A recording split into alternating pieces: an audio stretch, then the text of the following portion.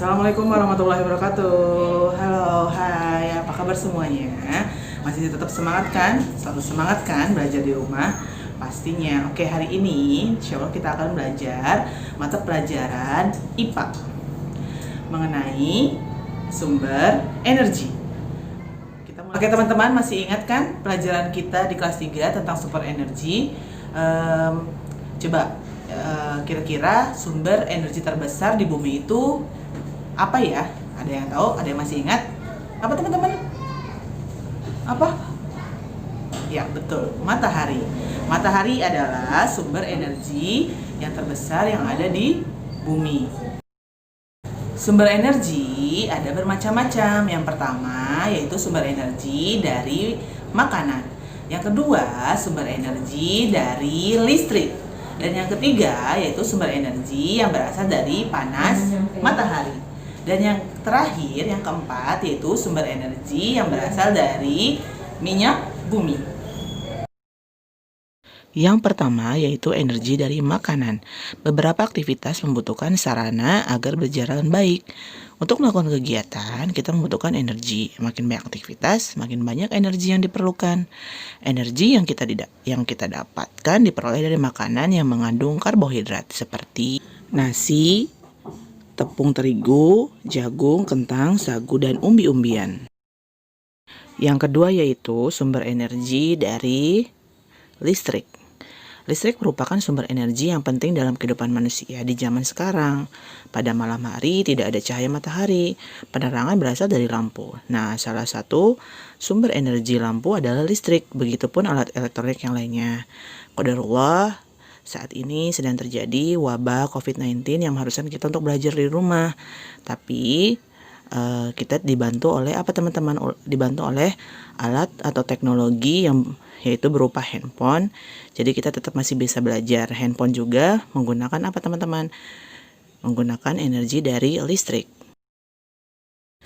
Oke, selanjutnya yaitu ada energi dari panas matahari. Panas matahari mempunyai banyak manfaat bagi kehidupan manusia, seperti menjemur pakaian, mengeringkan makanan, penerangan pada siang hari, dan juga membantu apa teman-teman? Proses fotosintesis. Untuk apa? Untuk tumbuhan itu sendiri dan untuk menambah pasokan oksigen yang ada di bumi. Oke, selanjutnya yaitu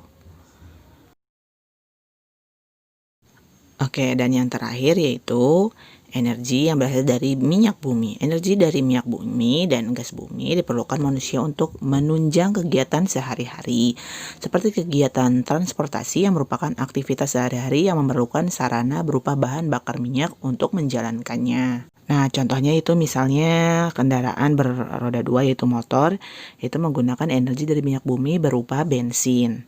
Sedangkan mobil bisa juga berupa bensin ataupun solar. Perubahan energi. Energi dapat diubah ke dalam bentuk energi lainnya, maka energi tersebut akan dimanfaatkan dalam kehidupan sehari-hari. Perubahan energi yang paling banyak bisa dimanfaatkan adalah perubahan dari energi listrik dirubah ke dalam bentuk energi yang lainnya, seperti perubahan energi dari listrik menjadi energi cahaya dan bunyi, yaitu pada TV. Kemudian perubahan energi listrik menjadi energi panas, yaitu berupa pemanggang roti. Kemudian perubahan energi dari listrik menjadi gerak, yaitu pada blender. Kemudian perubahan energi dari energi kimia menjadi energi gerak, yaitu pada metabolisme tubuh kita dari makanan menjadi energi atau tenaga pada tubuh kita. Oke, selanjutnya itu sumber daya alam. Sumber daya alam yang dapat diperbaharui dan sumber daya alam yang tidak dapat diperbaharui. Kira-kira ada apa saja ya? Sumber daya alam yang dapat diperbaharui adalah segala sesuatu yang berasal dari alam dan dapat digunakan untuk memenuhi kebutuhan hidup manusia, dan jumlahnya tidak akan pernah habis, tapi selama penggunaan tidak berlebihan.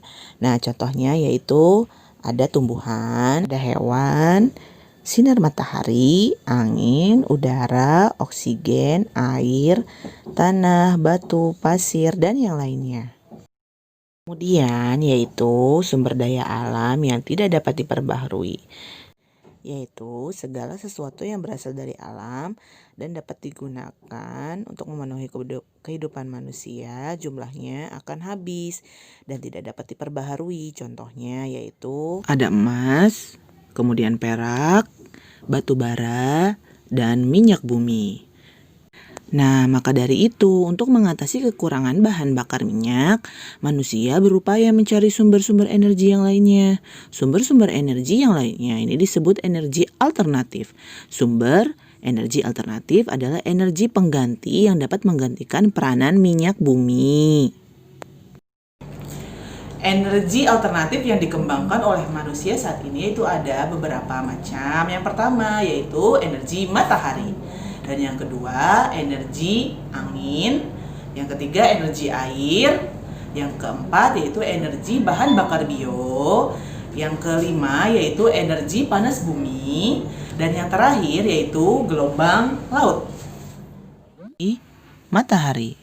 Energi matahari adalah sumber energi termurah dan sifatnya tidak terbatas. Matahari merupakan sumber energi utama bagi bumi. Jika tidak ada matahari, kehidupan akan musnah. Sel surya dapat mengubah energi matahari menjadi energi listrik. Jika teknologi ini berhasil, lingkungan sangat diuntungkan karena mobil tenaga surya tersebut bebas polusi udara dan polusi suara. Kemudian yaitu energi angin. Angin adalah udara yang bergerak. Angin menyimpan energi yang besar. Manusia memanfaatkan energi angin sejak dulu, misalnya untuk menggerakkan perahu layar, layang-layang, dan kincir angin.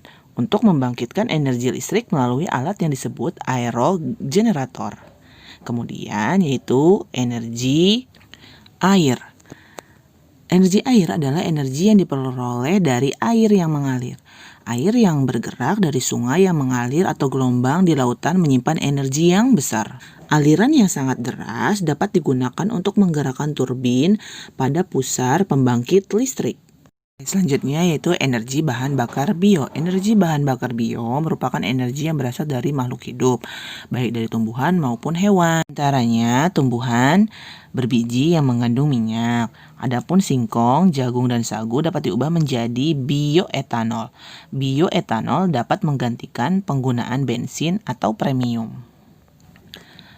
Energi panas bumi. Energi panas bumi atau energi geotermal adalah energi yang berasal dari panas yang tersimpan di bawah permukaan bumi. Energi panas bumi adalah energi yang dihasilkan oleh magma di dalam perut bumi. Energi ini banyak dimanfaatkan di daerah pegunungan. Oke, yang terakhir yaitu energi gelombang laut. Gelombang laut termasuk energi gerak yang besar. Gelombang dapat dimanfaatkan untuk membangkitkan listrik. Nah, disebut dengan pembangkit listrik tenaga gelombang air laut, disebut PLTG. Nah, maka dari itu kita harus sering-sering bersyukur kepada Allah karena Allah telah memberikan rizkinya yaitu berupa sumber daya alam yang begitu melimpah untuk kita semua. Nah, bagaimana cara kita bersyukur kepada Allah? Yaitu dengan cara menggunakan energi dengan baik dan menghematnya. Bagaimana caranya? Yaitu dengan hal-hal yang terkecil terlebih dahulu seperti menggunakan air secukupnya. Gunakan air dengan baik serta secukupnya. Jangan menghambur-hamburkannya. Mulai saat ini, biasakan selalu mematikan mesin air jika bak mandi telah terisi penuh ya. Nah, kemudian memilih peralatan listrik di rumah yang hemat energi. Kemudian, jika di siang hari atau di pagi hari, teman-teman harus mematikan lampu. Kemudian juga jangan dibiarkan tetap menyala ya. Matikan peralatan listrik jika tidak digunakan.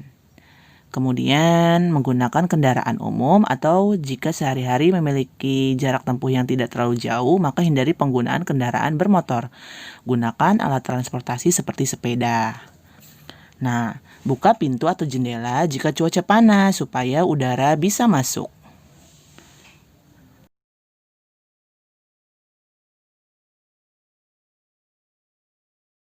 Nah, tugas teman-teman yaitu menjelaskan penggunaan dan perubahan energi pada 3 alat elektronik yang ada di rumah dan jelaskan fungsinya. Contohnya seperti ini. Tape atau radio yang menggunakan energi listrik, Energi listrik yang berubah menjadi energi bunyi. Fungsi radio yaitu untuk mendapatkan informasi dan juga bisa mendengarkan seperti musik, sholawat, atau murotal. Tugas dikumpulkan dalam bentuk video ya teman-teman. Alhamdulillahirrabbilalamin, materi hari ini tentang sumber energi sudah selesai. Semoga semuanya dapat dipahami dengan baik ya teman-teman. Dibaca lagi bukunya. Terima kasih atas perhatiannya semua. Wassalamualaikum warahmatullahi wabarakatuh. Dadah.